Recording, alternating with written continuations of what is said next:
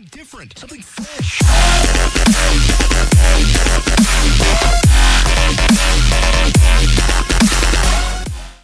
What's up guys, and welcome back to my new here on this show. Guys, we're back with another Clash of Clans video. Today guys, we are back with the top 5 farming attacking strategies for all town hall levels, which means that you will find the farming strategy that will suit your town hall. Now these strategies have been ranked depending on the resources that they take to actually train, and also the time it takes to train, plus the beautiful effectiveness of these strategies. So does it could it get rid of loot inside the base or only loot outside the base? And what do I mean by this is that could it attack bases with loot storages or only with loot outside in the collectors? So yeah guys, now let's start the countdown. In the 5th place we have got the beautiful giant slash archer strategy. Now this strategy is pretty great. I think it costs something around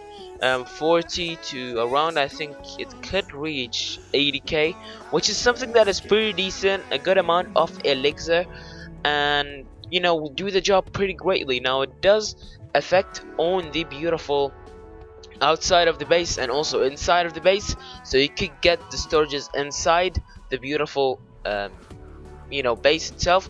But the problem with it is that you could only get like a storage or two that is inside the base. You cannot get all the storages, which is unfortunate about this strategy, and that will keeps it down. As well, it does actually take a bit of time to train, something around 30 minutes for high town hall levels and something around 20 to 25 minutes for lower town hall levels.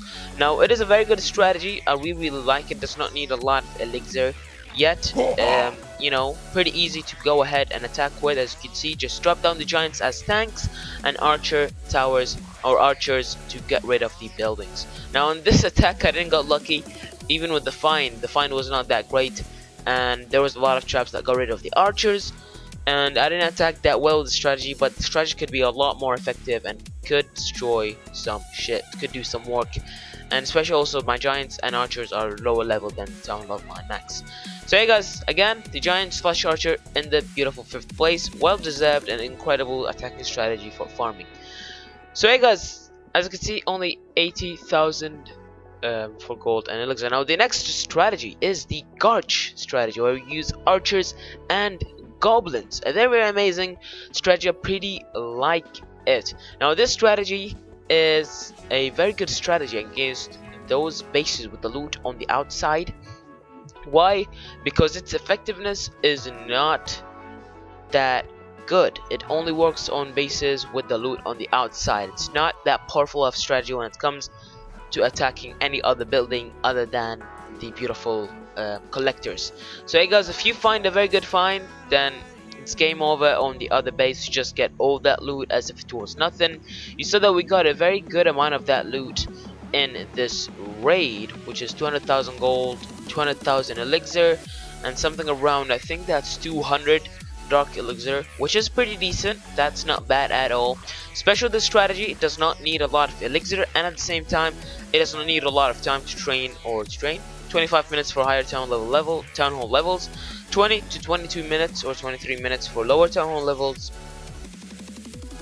and it does not cost a lot of elixir. I think it does cost a bit more than Barch, which is somewhere around 40 to 50,000 elixir, or let us say 35 to 50,000 elixir, which is incredible. That's absolutely perfect. Now on this raid I didn't done really well, but yeah, now the way that you should attack with this strategy is that you should spray or drop down the goblins, not a lot of them, and then behind them comes the archers. Now the archers do the work, goblins will do some work, and at the same time they will kind of like take attention of those defending buildings and actually work also as tanks at the same time.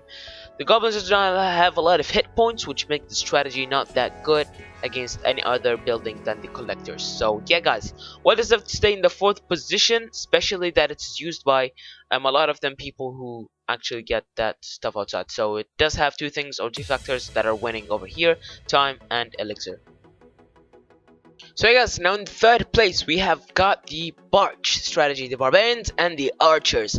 This is my favorite farming strategy, but unfortunately got to be in the third position as it does have or does win over Garch when it comes to elixir and time. It does take a lot less time and a lot less elixir, which is really good.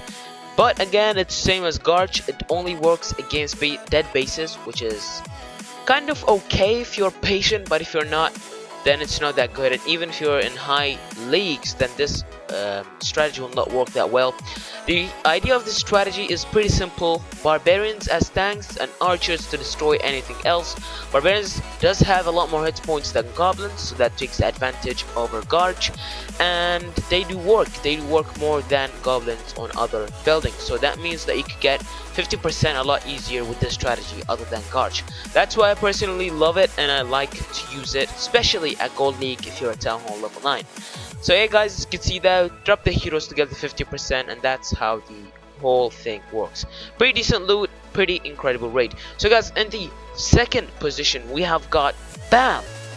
Archers, Barbarians and Minions. A very amazing strategy. I pretty love the strategy. Now why is in the second place? It takes less time, I am less actually resources than Barch, and at the same time it does work on bases that are dead only, which means that it's a very incredible farming strategy. Now why does it take less time? Because it does work on 6 army compositions instead of 4, which makes it takes a lot less time, and it does use Dark Elixir instead of only using Elixir, which makes it even using less loot. So it's gonna reduce the Elixir by a lot, and then increase a little bit of that Dark Elixir, and you could get easily, or you could get that or recover that Dark Elixir easily with a dead base like that. So hey guys, now this strategy is pretty simple to go ahead and perform. What you will need to do is just drop the Barbarians as tanks, Archers to get rid of the defense of the buildings, and then comes the Minions to finish up the work, and they just do a great job as their air troops, and they do not get you know, attacked by cannons, mortars, and that's it, I guess. Yeah, that's it, which makes it pretty good to kind of like use for farming. So you guys know, as you can see in this base, I'm just doing it as simple: Barbarians, Archers and Minions. Pretty simple strategy, nothing really difficult about the strategy. It does get you the 50% easily, which is really good. That's the same as Barch. Does work on dead bases and this and that. I feel that its power is a little more and stronger than Barch, and if you use it wisely, then you could get rid of one section of the storages, but not all of the sections, which make it have kind of like a more effective farming role than Barch. That makes it up for me. Now usually I will get the 50% and I will get all of that loot that is actually in the collectors with the beautiful troops that I do have, and if there is anything left in the storages, then I do release my heroes to get the 2 stars and the beautiful rest of the loot. Now in this raid, as you can see, I broke it into the second layer, just showing how powerful this strategy is, and I got rid of most of the buildings that are surrounding the base, which is pretty beautiful. Now the Archer Queen doing some work over there, getting rid of that Dark Elixir. A lot of decent amount of Dark Elixir actually on this raid, which makes it pretty decent. Now at these raids I was focusing much on Elixir and Dark Elixir than Gold, because I was getting my Lava Lunian strategy on, and the Gold was just used for rolls, so that's why I was focusing more on Elixir and Dark Elixir. But that's not the point over here. The point, as you can see, is getting rid of them beautiful buildings, getting the 50% of the loot and getting out.